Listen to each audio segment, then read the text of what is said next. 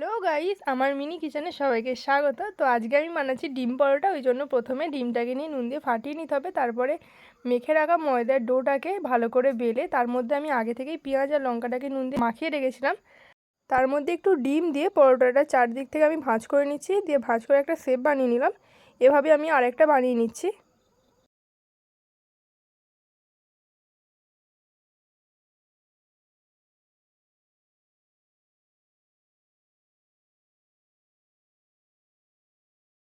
এরপর তেল ভালো করে গরম করে তার মধ্যে ওই ডিম পরোটাটা দিয়ে ভালো করে চারিদিকটা ভেজে নেব যাতে কাঁচা না থাকে।